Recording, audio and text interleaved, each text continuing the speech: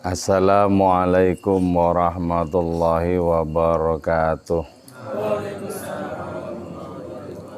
Bismillahirrahmanirrahim. Hamdan wa thana'an laka ya Allah, salatan wa salaman laka ya Habiballah, wa ala alika wa ashabika ya khair khalqillah, laka ya Rasulullah, wa li jami' man ittaba'adinaka ya Habiballah, haqiqatan min ladun Adam la yaumil qiyamah. Wa nakhusu khususan minhum ila hadratus Syekh Abdul Qadir Al-Jailani qaddasallahu sirrahu radhiyallahu lana wa lahumul Fatihah. A'udzu billahi minasyaitonir rajim. Bismillahirrahmanirrahim. Alhamdulillahi rabbil alamin arrahmanir rahim maliki yaumiddin.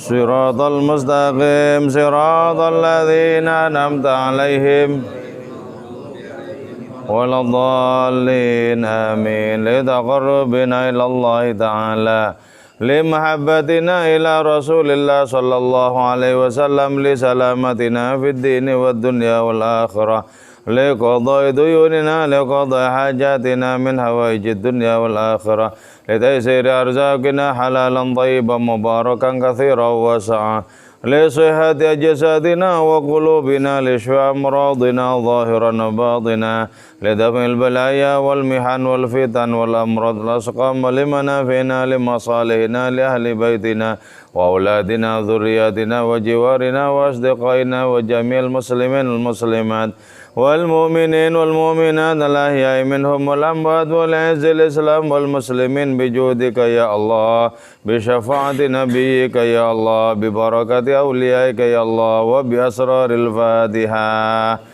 A'udzu billahi minasyaitonir rajim. Bismillahirrahmanirrahim. Alhamdulillahi rabbil alamin arrahmanir rahim maliki yaumiddin. Iyyaka na'budu wa iyyaka nasta'in ihdinas siratal mustaqim ghairil maghdubi 'alaihim waladdallin amin. A'udzu billahi minasy syaithanir rajim. Bismillahirrahmanirrahim. Yu'til hikmata man yasha' wa man yu'tal hikmata faqad utiya khairan katsira wa ma yadhakkaru illa ulul albab. Allah. Yu'ti, memberikan Allah subhanahu wa ta'ala al-hikmata, terhadap hikmah. Apa itu hikmah? Saraira jami'il a'mal al-ma'murah li'ibadihi, yaitu rahasia-rahasia semua amal al-ma'murah yang diperintahkan li'ibadihi, bagi hamba-hamba Allah Ta'ala. Memberikan Allah man terhadap orang yasha, yang berkehendak Allah Ta'ala, bifadlihi, dengan karunia Allah, wajudihi, dan derma Allah subhanahu wa ta'ala. Orang yang beruntung di antara kita, di antara manusia, itu diberikan hikmah oleh Allah. Apa hikmah ya? Hikmah itu merupakan nilai terdalam dari amal kita, substansi, hakikat dari adanya amal kita, yang dengan hikmah itu ketika kita berbuat, ketika kita beramal, pasti kena sasaran, pasti indah wujudnya. Contoh misalnya ya, di dalam pergaulan dengan sesama ya, dalam pergaulan dengan sesama. Kalau kita itu punya hikmah, maka dalam pergaulan dengan sesama itu senantiasa memberikan kebaikan-kebaikan yang sangat menyenangkan bagi sesama. Kan ada kalanya ya, kebaikan itu disampaikan dengan tidak menyenangkan.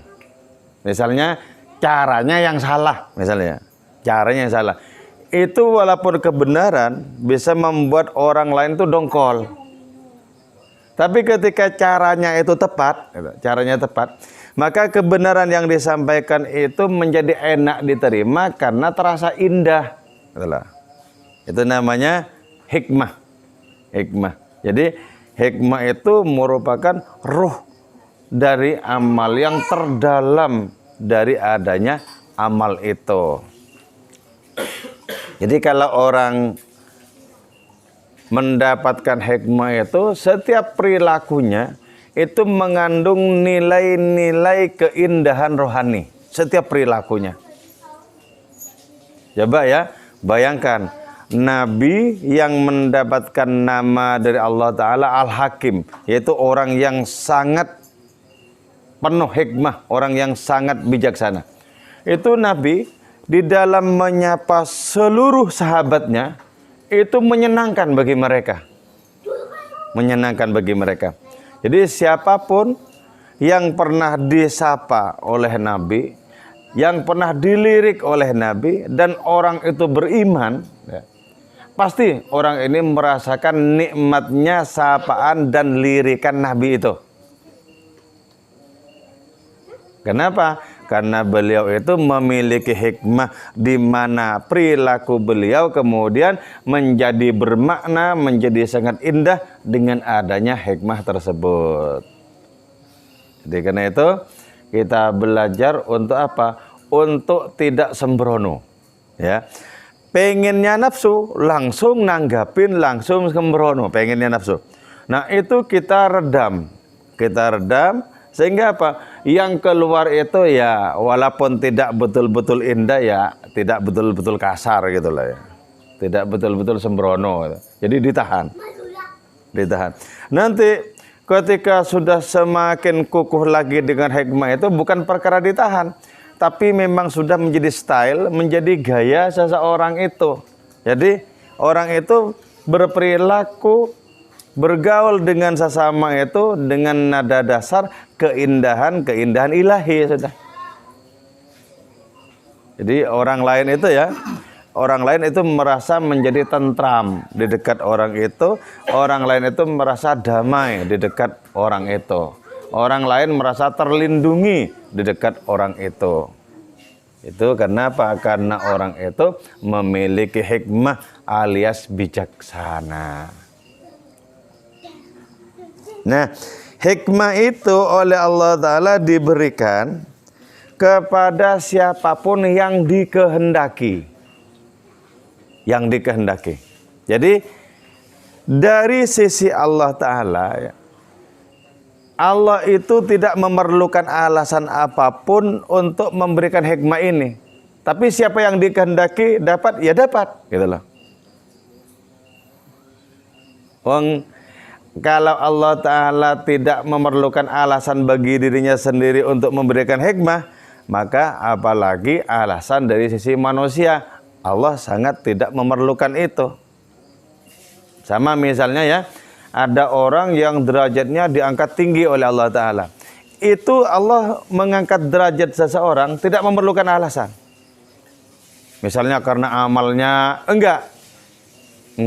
Walaupun amal itu juga diperintahkan agar kita tabung amal-amal kebaikan itu untuk menjadi bekal kita di hadapan hadiratnya. Tapi kalau Allah Ta'ala mengangkat derajat kita, itu bukan karena amal kita sama sekali tidak. Bal bimahdil ifdal wal in'am. Jadi semata-mata karena karunia dari Allah Ta'ala. Maka karena itu kemudian kita yang secara rohani tergolong sebagai orang-orang jembel, secara rohani itu ya. Kita bukan kelasnya Syekh Abdul Qadir, jelas bukan ya. Jelas bukan. Bahkan kelasnya santri yang tulen mungkin bukan juga. Jadi kelas ewer-ewer ya. Nah, kita yang bukan kelasnya orang-orang yang punya pangkat di hadapan Allah Ta'ala, jangan sampai berkecil hati untuk mengharapkan adanya hikmah ini kepada hadiratnya. Toh kalau Allah Ta'ala mau memberikan, Allah tidak memerlukan alasan. Kenapa mesti memberikan? Tidak memerlukan alasan. Kalau kita diangkat oleh Allah Ta'ala nunggu hati kita bersih, maka tidak mungkin diangkat-angkat. Sebab kapan bersihnya? Kan itu. Kalau kita menunggu dosa-dosa kita habis, baru derajat kita diangkat, enggak akan pernah diangkat-angkat. Dosa-dosa enggak pernah habis, kok. Malah bertambah terus bertambah. Sementara umur berkurang. Jadi, karena itu kemudian bukalah pintu hati kita untuk melesatkan panah-panah harapan kepada hadiratnya itu. Berharap. Jangan katakan tidak mungkin. Jangan katakan angel. Tidak ada yang tidak mungkin bagi Allah. Tidak ada yang angel bagi Allah Subhanahu wa taala. Karena itu logika kita itu di hadapan Allah taala itu harus berbeda dengan logika kita di hadapan diri kita sendiri. Kalau logika kita di hadapan diri kita, tentu saja kerikil itu lebih ringan dibandingkan batu besar, apalagi dibandingkan dengan Merapi, jauh lebih ringan kerikil. Sehingga bagi kita sangat mungkin kita menggenggam kerikil, tapi mustahil menggenggam Merapi, kan itu. Tapi di hadapan Allah Ta'ala itu sama-sama ringannya itu. Jadi antara satu kerikil dengan satu gunung sama-sama ringannya di hadapan Allah Ta'ala loh ya. Nah, logika ini harus kita pasang dalam diri kita ketika kita berhadapan-hadapan dengan Allah Ta'ala lewat sejumlah munajat. Logika seperti ini kita pasang. Ya Allah, sesungguhnya andaikan engkau mengangkatku untuk menjadi orang terkasihmu, itu sesungguhnya sama ringannya dengan engkau mengangkat sebutir debu. Makanya ya, di dalam salah satu munajatnya Syekh Abu Yazid Al-Bustami itu bilang kepada Allah Ta'ala, ya Allah, andaikan engkau siksa seluruh manusia, dari manusia pertama sampai manusia yang terakhir, sesungguhnya engkau hanya menyiksa segenggam debu. Mari terus. Sini aja. Ya, sini. Maju. Sini. Maju biar nggak dingin. Ya Allah, andaikan engkau menyiksa seluruh manusia, sungguhnya engkau hanya menyiksa segenggam debu. Apa artinya? Puaskah dengan cara seperti itu? Ya enggak juga. Andaikan kau berikan karunia seluruh manusia, sesungguhnya kau hanya memberikan karunia kepada segenggam debu. Jadi ya, jadi memasuki perjumpaan pemahaman tentang Allah Subhanahu wa taala, kita mesti menggunakan logika-logika ilahi yang seperti itu. Jangan diukur seperti logika kita. Ini mungkin, wah ini enggak mungkin. Misalnya ya, kalau cuma butuh uang 5.000 ya adalah mungkin, tapi kalau 5 juta misalnya. Kalau itu di hadapan Allah Ta'ala sama-sama ringannya loh. Tapi kan kita terbiasa dengan logika keterbatasan kita. Sehingga apa? Kita membatasi diri itu. Apa yang tak mungkin bagi akal, kemudian kita yakini itu tidak akan terjadi. Padahal di hadapan Allah Ta'ala tidak ada pembatasan seperti itu. Tidak ada pembatasan. Karena itu berharaplah untuk kita mendapatkan karunia-karunia rohani, terutama di 10 pertama bulan Ramadan ini, karena Allah menjanjikan turunnya rahmat. Jadi siapapun yang dikehendaki, karena itu disebutkan bifadlihi, dengan karunia. Karunia itu bukan balasan loh ya. Kalau kita berbuat kebaikan balasannya 10, itu memang sudah merupakan kepastian ya. Balasannya segitu. Ini fadl ini bukan balasan, tapi murni karunia yang tidak ada sangkut pautnya dengan adanya usaha kita, dengan amal kita. Tidak ada sangkut pautnya. Walaupun di dalam dunia rohani kita juga diwajibkan untuk berjerih payah, bersungguh-sungguh. Mumpung Ramadan banyak melek gitu loh. Ya melek. Terus nanti balasannya besok pagi setelah subuh setengah hari. Seperti santri-santri di sini. Yang penting meleknya gitu ya. Dan halaman jelas disapu, sudah tidur lagi. Makanya pantangan, sudah setengah hari tidur, ngaji masih begini. Pantangan itu. Oh, aku masih muda gitu loh, harus jelas ya. Jadi semangatnya itu harus patriotik gitu ya, harus berkobar semangatnya itu. Itu ya. Ada seorang sufi, dijelaskan dalam kitab Nafatnya Mullah Abdurrahman Jami ya. Si sufi itu ketika sudah menjelang Ramadan, semangatnya menjadi berlipat-lipat. Menjadi berlipat-lipat. Terus si sufi itu bilang sama keluarganya, "Dek, aku mau menempati kamar itu dan akan aku kunci dari dalam. Dan jangan pernah minta untuk dibukakan kamar itu. Tugasmu hanyalah satu. Setiap sore tolong aku dilemparin satu roti. Itu cukup untukku, untuk berbuka dan untuk sahur sekaligus." Jadi selama 1 bulan pintu kamar itu tidak dibuka-buka. Cuman setiap sore kasih roti cetak, besoknya kasih roti cetak. Nah, ketika sudah rampung bulan Ramadan, ketika lebaran tiba, dibuka kamar itu. Ternyata ketika dibuka kamar itu, rotinya utuh tetap 30. Berarti itu orang sufi itu tadi tidak pakai berbuka, tidak pakai sahur.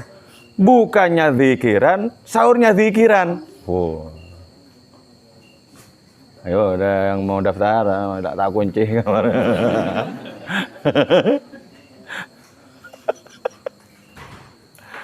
Dan ternyata apa? Di dalam kamar itu tidak ada kamar mandinya. Berarti dengan demikian wudhunya si sufi itu ya, dari awal mula Ramadan sampai habis Ramadan. Hebat, ya hebat. Wong Allah yang sudah membuat dia hebat kok, gitu loh ya. Karena Allah menghendaki apapun itu terjadi. Kalau Allah menghendaki terjadi. Nah, kita membuka diri untuk berharap karunia-karunia ya.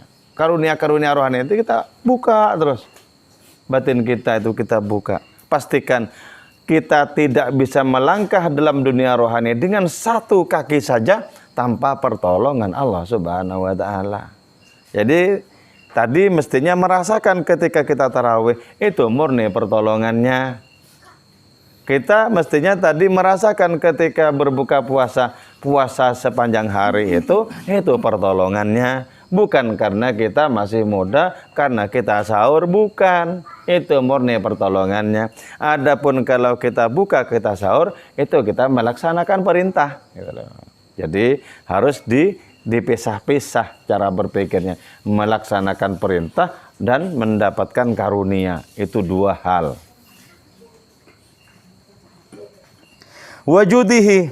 Allah memberikan hikmah itu karena murni derma Allah Ta'ala. Derma. Bukan merupakan balasan dari amal perbuatan kita.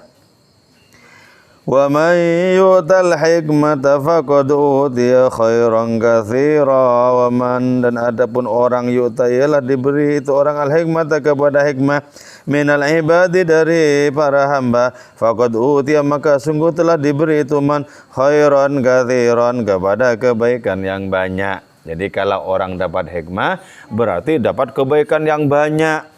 Kebaikannya itu berlipat-lipat dibandingkan orang lain yang tidak mendapatkan hikmah.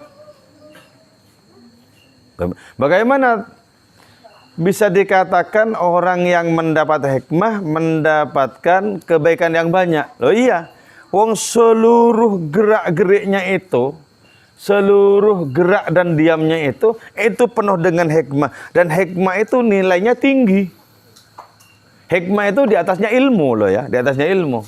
Kenapa? Karena hikmah itu merupakan intisari, substansi, hakikat dari amal perbuatan, hakikat dari adanya sikap kehidupan. Hakikat. Jadi orang dapat hikmah itu ibaratnya apa? Ibaratnya itu amalnya kecil tapi timbangannya itu sangat berat. nilainya itu sangat berat. Dan orang yang memiliki nilai yang berat dari amal kebaikannya, orang ini merasakan betapa sangat indahnya hari-hari yang dihadapi itu.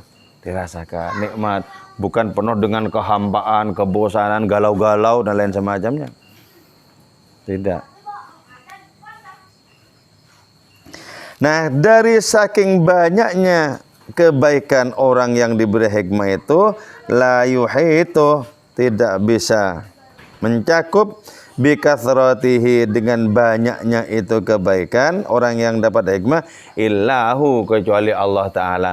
Hanya Allah yang mengerti seberapa banyak kebaikan orang yang diberi hikmah itu, yang diberi rahasia amal itu.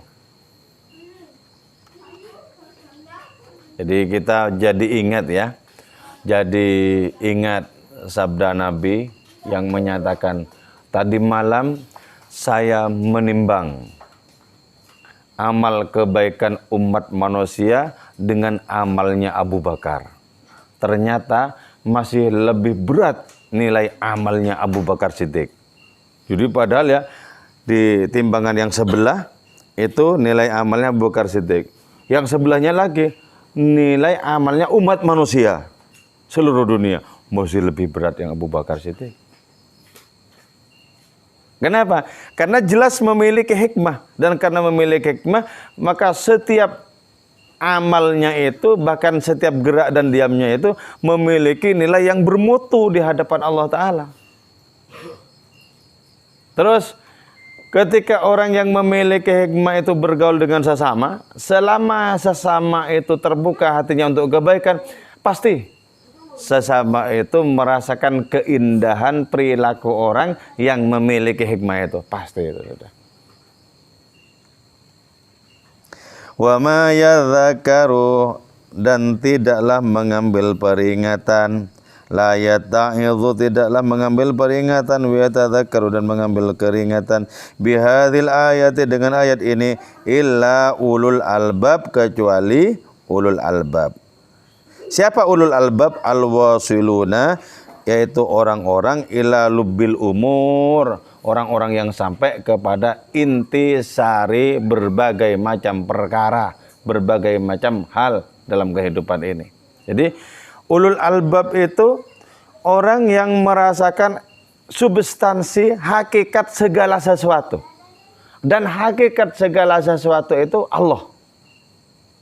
Hakikat segala sesuatu itu. Jadi ulul albab itu sampai merasakan Allah Ta'ala lewat perjumpaannya dengan segala sesuatu.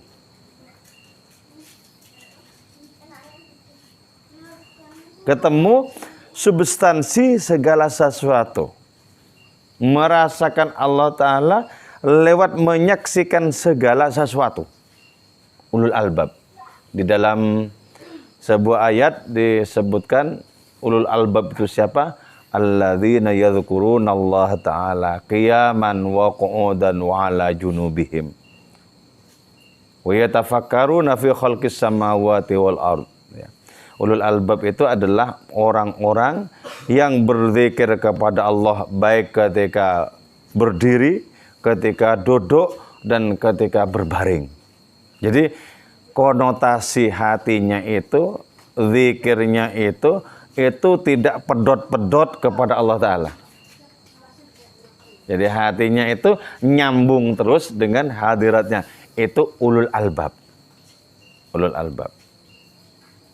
Nah, berarti kalau diri kita temukan hati kita itu bolong-bolong, hati kita itu terputus-putus, maka tugas kita adalah mempersambungkan terus.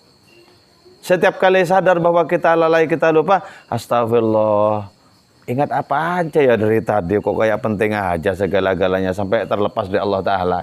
Jadi, harus begitu, biar sadar. Kalau tidak begitu, maka terus dalam kelalaian dan tidak merasa bahwa kelalaian itu sesungguhnya adalah siksaan.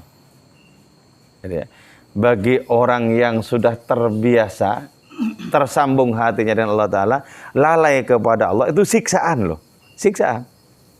Nah kalau dirasa siksaan, berarti memang sudah terbiasa lalai. Tapi kalau misalnya biasa tersambung dengan Allah Ta'ala, kemudian kok lalai, lupa kepada hadirnya, itu tersiksa.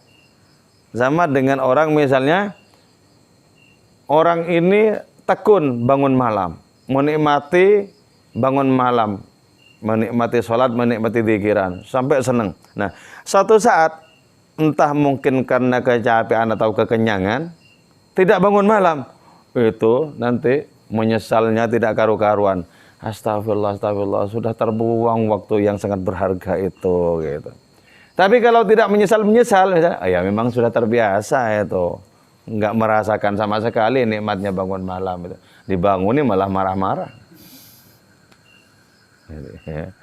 Jadi bedakan rasanya, rasakan bedanya. Al-ma'ilun ulul albab itu al-ma'ilun an kusuriha. Jadi ya, ulul albab itu adalah orang-orang yang enggan, yang tidak suka terhadap kulit segala sesuatu. Jadi permukaan segala sesuatu. Jadi yang disukai oleh ulul albab itu adalah inti, substansi, hakikat dari segala sesuatu. Jadi kalau dunia ini yang menyenangkan kan kulit-kulitnya ini. Kulit-kulitnya menyenangkan. Dalamnya dunia ini itu adalah pelajaran. Pelajaran tentang apa? Pelajaran tentang kefanaan kehidupan ini. Sementaranya kehidupan ini. Pelajaran. Ibrah. Jadi ulul albab itu tidak suka kepada dimensi-dimensi terluar. Jadi masuk ke kedalamannya. Jadi, karena itu dunia ini, kata orang sufi, itu seperti ular ya. Ular itu kalau dipegang licin ya. Licin dan berminyak itu loh, gemerlap. Apalagi ular kembang itu kan. Tapi kalau kita nggak tahu, wah itu bahaya itu. Bahaya. Bahaya.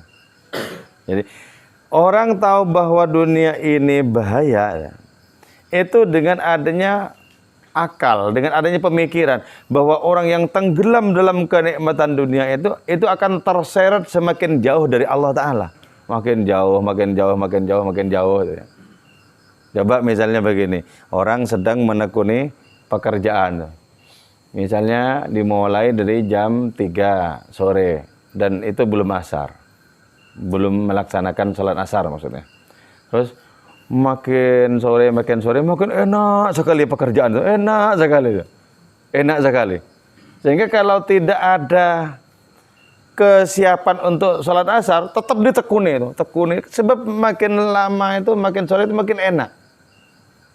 Makin enak. Orang ke sawah misalnya gitu ya, senang sekali, berharap banyak besar, berharap besar sekali panennya itu menguntungkan gitu ya. Itu makin lama makin enak, makin enak, makin enak, makin enak. Itu yang disebut melalaikan. Karena itu ya dulu ketika Nabi Sulaiman itu memiliki ratusan bahkan ribuan kuda-kuda pilihan, ya, Nabi Sulaiman ngurusi kudanya itu sampai lupa sholat asar. Karena sampai lupa sholat asar, maka menyesal. Tidak karu-karuan. Akhirnya disembelih kuda-kuda itu semua. Ini yang sudah menyebabkan kulalai. Kalau sekarang kan eman-eman. Eman-eman. Misalnya punya ini, itu, dan semacamnya. Terus membuat orang itu lupa sholatnya. Oh, enggak mungkin dikorbankan. Eman-eman. Sekian lama mengumpulkan.